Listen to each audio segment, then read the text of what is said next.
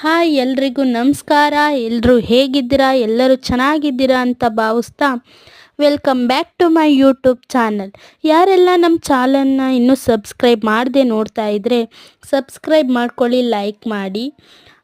ಇವತ್ತು ನಮ್ಮ ಮನೆಯಲ್ಲಿ ರಾಗಿ ಹೋಡ್ ಮಾಡೋದಕ್ಕೆ ರಾಗಿ ಕಣವನ್ನು ಸಗಣಿಯಿಂದ ತಾರಿಸ್ತಾ ಇರೋದನ್ನ ನಾನು ನಿಮ್ಮೊಂದಿಗೆ ಶೇರ್ ಮಾಡ್ತಾ ಇದ್ದೀನಿ.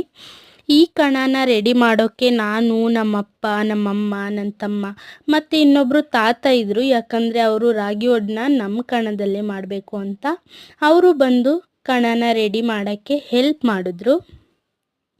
ನಾನು ಆ ಕಣ ಫುಲ್ ತಾರ್ಸೋವರೆಗೂ ನೀರು ತಂದು ಕೊಟ್ಟೆ.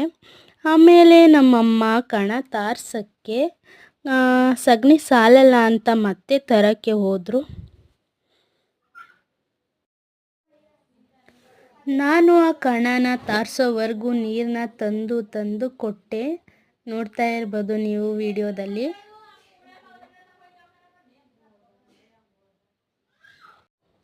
ನಾನು ನಮ್ಮಪ್ಪ ಅಮ್ಮನಿಗೆ ಸ್ವಲ್ಪ ನನ್ನ ಕಡೆಯಿಂದನೂ ಹೆಲ್ಪ್ ಆಗಲಿ ಅಂತ ಅಂದ್ಬಿಟ್ಟು ನಾನು ಹೊಲದ ಹತ್ರ ಹೋದೆ. ಅದು ನಮ್ಮ ಹೊಲದಲ್ಲೇ ಕಣನ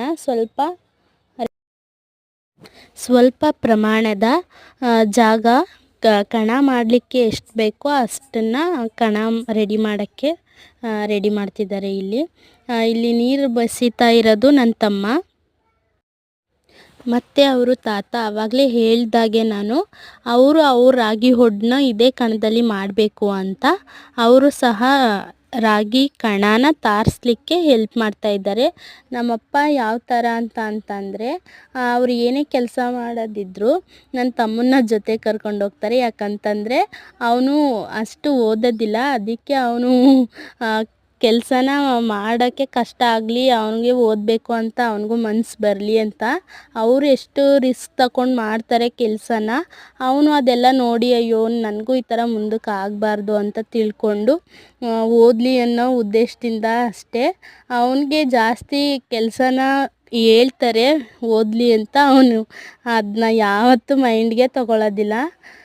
ಫೈನಲಿ ನಮ್ಮಮ್ಮ ಸಗಣಿ ಸಾಲಲ್ಲ ಅಂತ ನಮ್ಮಮ್ಮ ಮತ್ತೆ ಸಗಣಿನ ತಂದರು. ಫೈನಲಿ ಕಣನ ಫುಲ್ ತಾರ್ಸಾಯಿತು.